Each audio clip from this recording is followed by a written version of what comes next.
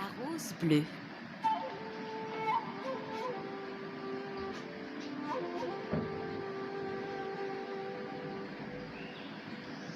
Une jeune princesse possédait toutes les qualités que l'on put désirer.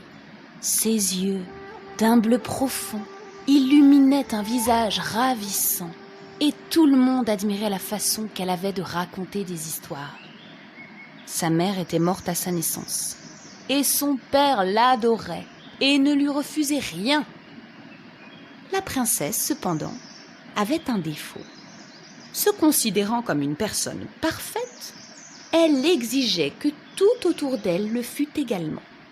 Elle n'hésitait pas à jeter un gâteau si les fraises qui l'ornaient n'étaient pas toutes exactement de la même taille et de la même couleur. Évidemment, aucun prétendant ne trouvait grâce à ses yeux. Son père insistait pour qu'elle se mariât, mais elle refusait tous les jeunes gens qui lui présentaient. Un jour qu'il la suppliait de nouveau, elle lui promit qu'elle épouserait celui qui lui apporterait une rose bleue.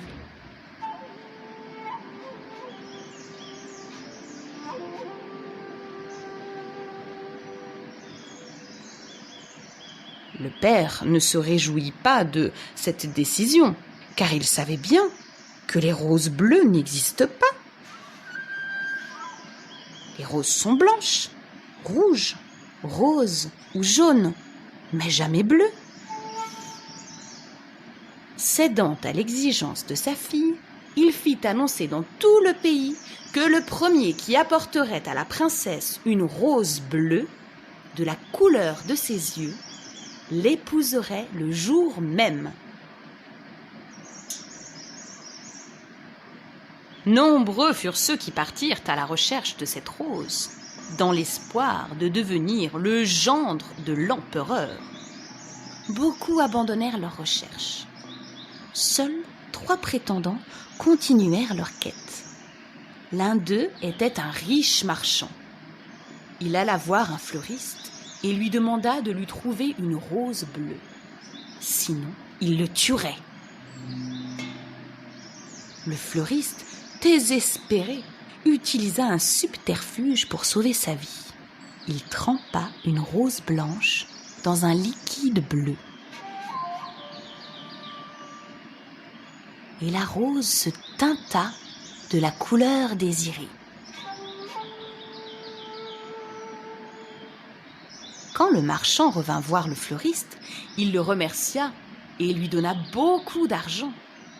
Il se précipita alors au palais pour montrer la rose bleue à la princesse et l'épouser.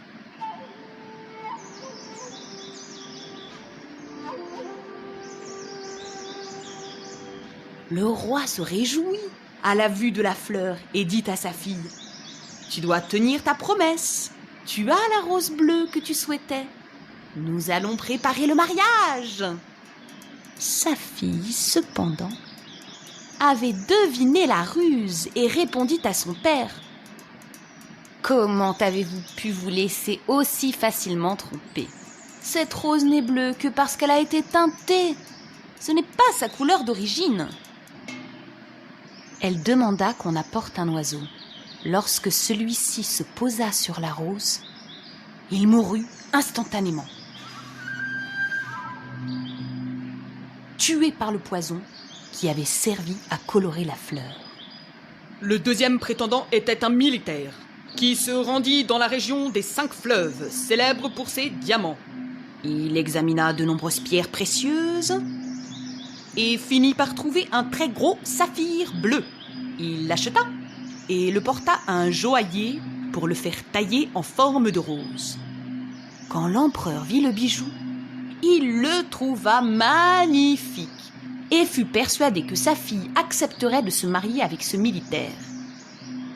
Son père alla la chercher et lui dit : « Tu dois tenir ta promesse. Tu as la rose bleue que tu souhaitais. Nous allons préparer le mariage. »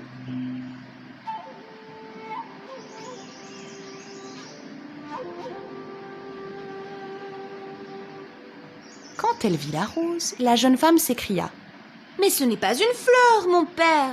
Vous voyez bien que ce n'est qu'un saphir taillé en forme de fleur. J'ai de bien plus beaux bijoux et j'attends toujours qu'on m'apporte une vraie rose bleue. Le troisième prétendant était un jeune noble de bonne famille. Il convoqua le plus réputé des peintres du pays et lui demanda de lui peindre la plus belle rose bleue qu'on pût imaginer. Quand le tableau fut achevé, il le porta à l'empereur, qui fut persuadé que cette fois-ci, sa fille serait satisfaite et qu'elle aurait enfin trouvé un mari. Son père alla la chercher et lui dit « Tu dois tenir ta promesse. Tu as la rose bleue que tu souhaitais. Nous allons préparer le mariage. »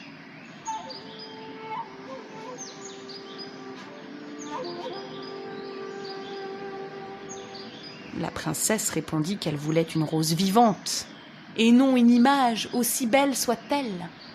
Le dernier prétendant fut donc refusé, comme tous les autres. Un soir d'été, qu'elle admirait le coucher du soleil, elle entendit un poète chanter. C'était un beau jeune homme, à la voix douce et harmonieuse. Elle descendit à sa rencontre. Elle s'éprit de lui. Mais quand il lui dit qu'il souhaitait l'épouser, elle lui répondit « Hélas, j'ai juré que je n'épouserais que celui qui serait capable de me rapporter une rose bleue. Jusqu'à présent, personne n'y est parvenu. Moi, j'y parviendrai. » Ce n'est pas difficile.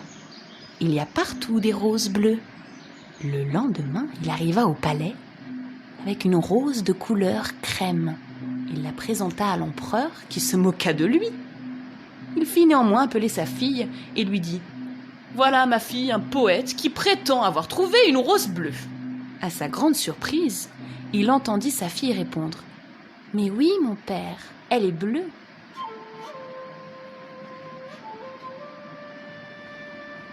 C'est la plus belle rose que j'ai jamais vue et elle est bien bleue. Tout le monde à la cour partagea la stupéfaction de l'empereur. Tout le monde voyait une rose crème et non bleue. Partout, la princesse disait « Je vous assure qu'elle est bleue. C'est vous qui ne voyez pas. Elle est d'un bleu merveilleux et je suis heureuse car je vais épouser celui qui me l'a rapportée. » Et ainsi fut fait. La princesse fut très heureuse et perdit l'habitude de rechercher en permanence la perfection.